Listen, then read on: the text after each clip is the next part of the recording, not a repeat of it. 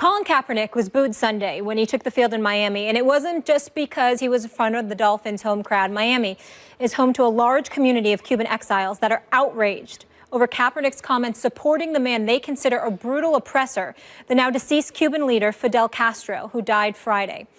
During a conference call with Miami reporters on Wednesday, Kaepernick defended his choice to wear a T-shirt depicting a meeting between Malcolm X and Castro, praising the dictator for investing in Cuba's education system as opposed to the American investment in the prison system. He spoke to reporters after the 49ers lost and expounded on those remarks, which he said were taken out of context.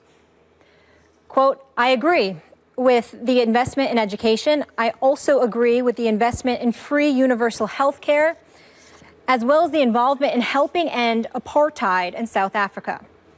I would hope that everybody agrees those things are good things in trying to push that false narrative that I was a supporter of the oppressive things that he did is just not true." Max, your reaction? I supported Kaepernick largely in his protest. It is not okay to lionize Fidel Castro in any way. And it's not, Molly, that Cuban exiles consider him a brutal dictator. It's that he was one. That's what he was.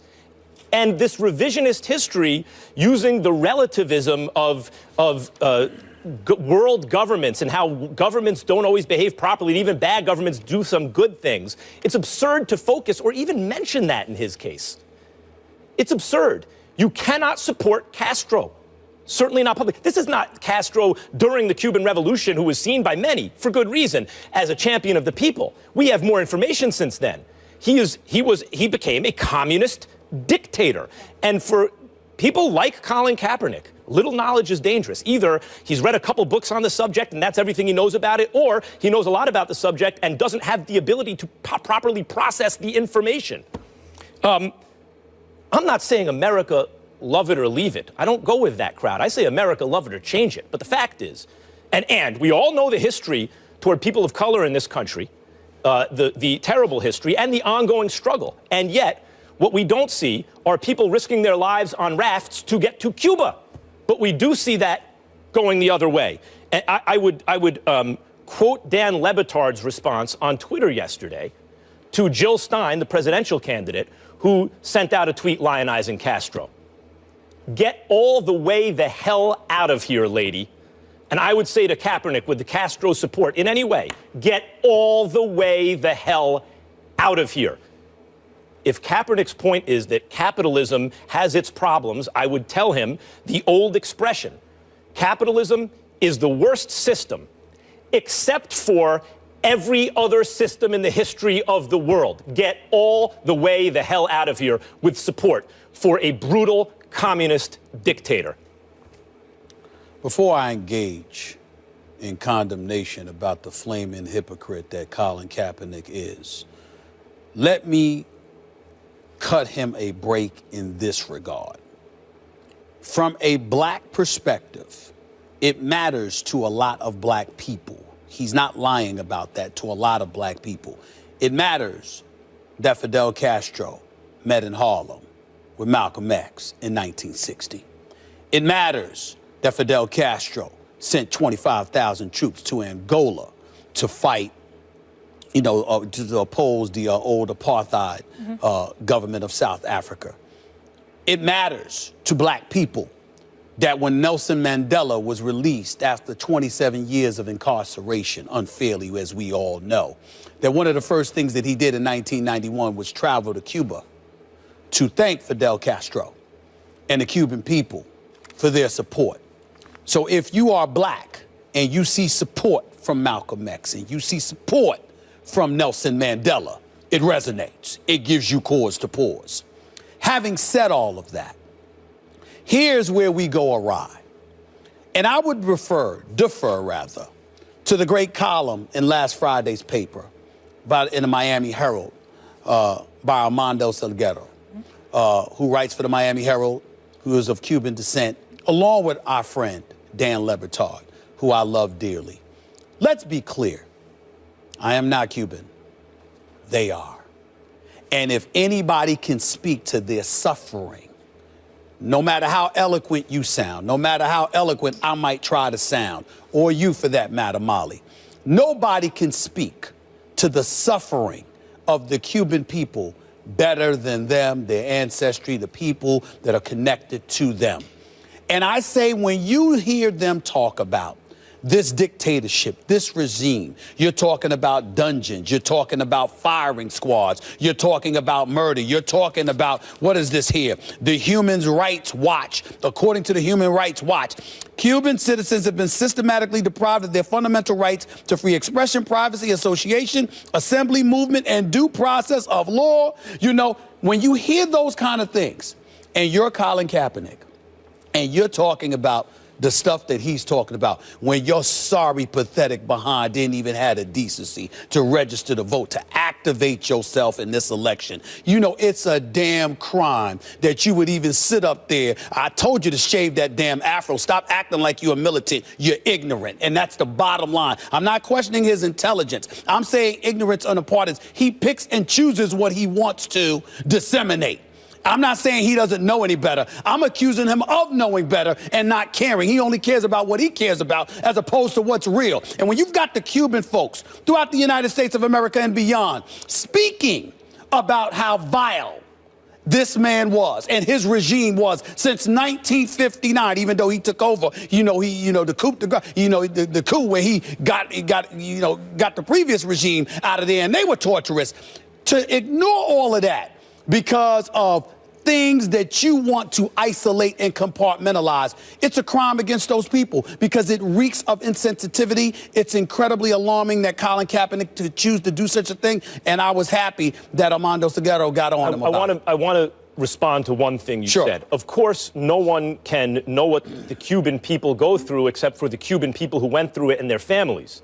But my point of view is people of goodwill all around the world, if Cuban people are being brutally repressed, then we are all Cuban. If little girls are being kidnapped in Nigeria, then I'm Nigerian. Yeah, totally. If this country wants to make Muslims register, then I'm Muslim. Well, what I'm saying is I think people with social conscience have to adopt that position. You're right. They have to, and then I'll come to you, Molly. You're right. They have to adopt a position. All I was trying to say is that when those very people are in your presence and they can speak to their suffering, there's an elevated and heightened level of sensitivity that from a human perspective, I believe you're obligated to recognize. And the fact that his refusal to recognize that and, to spout and disseminate his message, to me, reeks of insensitivity, and it's a damn shame. Go ahead, Molly. I'm sorry. I also think one thing that he pointed out was Fidel Castro invested in their education system, and they have high literacy rates, which they do. But he also controlled what they were able to read, and they didn't have internet access. And he talked about our prison system, which, yes, it's flawed and it's broken, and how it separates families. Fidel Castro also separated families. I don't know what it's like to be Cuban American, but I know what it's like to have family under communism and to get up early in the morning and send medical supplies and try to send food and try to send money and have it intervene and them calling and crying on the phone. What this man did, Fidel Castro, is he oppressed his people for nearly 6 decades. That legacy is firing squads, it's poverty, it's denying human rights. And last I checked, Cuban Americans are people of color. So I understand when you're talking about African Americans and how there's some sympathy in what he did with apartheid, in which I understand. Some folks feel that way, not all of us. But these are also people of color. So when he's going to go out and speak on these subjects, he can't have the surface level knowledge. Mm-hmm. It's so ill-informed, it's so insensitive, and it's so disrespectful. Literacy rates are self-reported by the Cuban government. That's right. Believe what the Cuban government says? Exactly. By the way, last point, and I think this is a very, very important point to make, not to get too political, but our president, Barack Obama, reopened diplomatic relations with Cuba, right? Well, what happened in this election? Because we know that Hillary Clinton was an extension of the Obama administration, the Obama era. Well, what happens? They won Florida. The Republicans won Florida, in large part because the Cubans came out and supported something different. In other words, what I'm trying to say is these folks did not want these diplomatic relations That's a larger conversation. This is a larger conversation for another but that's forum, the point probably. Yes. I want to leave us with one visual because I was watching this coverage closely on Saturday morning, and some former Cuban exiles were talking about how they would pour Kool-Aid packets into envelopes to send over just so their family could get calories. So just to put this in perspective of how dire it was in this country. Manning takes the snap, steps up, feels pressure, has Beckham on the cross. He's in the 25-20, high steps to the 15, to the 10, to the 5, touchdown Giants! 32 yards for Odell Beckham Jr. Odell Beckham Jr. has been nothing short of sensational this season, catching 2 more touchdowns yesterday against the Browns, putting his season total at 8. It was his 3rd game this season with multiple receiving TDs. And Max Kellerman, is Odell Beckham the best wide receiver in the National Football League? Yes, he is. And that has been the case. He has been the best wide receiver in the NFL since he first stepped on the field. It was just harder to prove back then. Every single day of his career since his first game, while he's on the field, I'm not talking about his overall impact in the locker room, media distraction, everything else, he's actually been the best. And what tells you are your eyeballs. Antonio Brown is amazing. The strongest argument based on the numbers can probably be made for him. Julio Jones is amazing. These guys are amazing. And there were amazing receivers in Jerry Rice's era, but they were playing in the Jerry Rice era. Odell Beckham is so talented that he's compared, like early on in his career, people were comparing him to Michael Jordan because his talent transcends the position and the sport. And yeah, through his first 25 games, he was trouncing everyone who ever lived in every category who'd ever played the position, including Randy Moss and Jerry Rice and all those guys. But now through 38 games, first all-time in receptions, in receiving yards, 5th all-time in touchdowns, 2nd in receptions, all-time through 38 games. And he has drawn more attention defensively, maybe than any player in the NFL who plays a skills position. I mean, all the resources on the other side of the ball are devoted to stopping Odell Beckham. And maybe that's loosening up a little bit now that Shepard has shown that he's a real guy. And maybe that's why, Odell's doing a little better now. But in terms of the numbers. But if we're just on it, it's like I said this weekend after the Lomachenko fight, Stephen A. Smith. He doesn't have the resume yet, Lomachenko, to prove that he's the best pound-for-pound fighter in the world. I'm not going to win that argument based on resume. But you ask me my opinion, who I think is the best, I think it's him. Odell Beckham Jr., I believe, is the best, and I've thought that since I saw him play his first game. I still think it. I think you're caught up in the sauce. I think that Odell Beckham Jr. is electrifying, no doubt. Nothing away from him. But he's about 3 pounds. He's about 3 inches shorter, about nearly 30 pounds lighter. And I think that you're limited in where you can put him on a football field. Now, his speed, his athleticism, his ability to catch the football and all of that stuff is obviously rarefied air. I think he's one of the top 3 receivers in all of football. And if you want to make an argument to me that he's just as, if not more electrifying than Antonio Brown, okay, fine. Even though Antonio Brown is big time in my eyes as well, they do the same things on the football field, not just as wide receivers, but also in special teams, which I saw Odell Beckham Jr. performing in yesterday.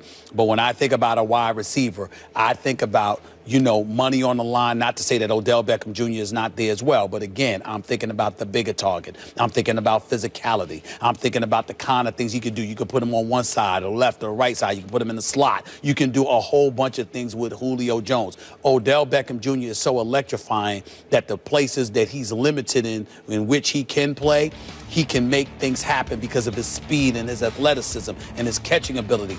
But I think that outside of that electrifying speed, I think everything else that he has, Julio Jones has, combined with size and being a bigger target, and that's why I give Julio Jones the edge. You guys have like this amazing ability to be really, really right and really, really wrong all at the same time. I think it makes you both geniuses, by the way. I came on here to say Odell Beckham Jr. was the best in the league, and then you talked me out of it with your argument for him, because you mentioned guys like Jerry Rice and Randy Moss and Michael Jordan. I got confused and mixed up all in there because he's none of those people. He isn't. But what Odell Beckham Jr. is what I've been standing on the table saying Antonio Brown has been for years. Because everybody will make that argument about Julio Jones. It's the size, right? And that's something you can't teach. That's something you can't coach. And Julio Jones has those things, plus all the other things that these guys have in a bigger package. But I used to say this about Antonio Brown, and now Odell Beckham Jr. has moved into that spot for me. I used to say if you take all of that away, sort of like your pound for pound argument, right? Because if Lomachenko fights somebody other than Walters who's big, he's going to lose because of the size. When we were all going through the assembly line in heaven, right, and we had our shopping carts, right, there's some receivers who only had one. Odell has like 3, right, and it's full of speed and agility and hands. And so when you talk about overall receivers, when we take height out of it, Odell Beckham has the largest toolbox of any receiver. He can run every route. I don't agree with Stephen A. that you can't put him certain places because he can play slot. We've seen him run the ball from the backfield. He can be the #1 receiver outside. And the ability, if you saw it yesterday, the ability to catch a crosser with Joe Hayden, thought to be one of the league's better cornerbacks, chasing him and totally outrun his angle and the angle of 3 other people to score the touchdown. Little slant, take it to the house. That is rare. And he can do that. I think that's something that Antonio Brown used to be able to do. I feel like he's lost a step of that explosiveness, which makes Odell Beckham Jr. take that spot of pound for pound. I want to say one thing. I did not say he can't do it. I said that I would prefer Julio Jones over him. I got you.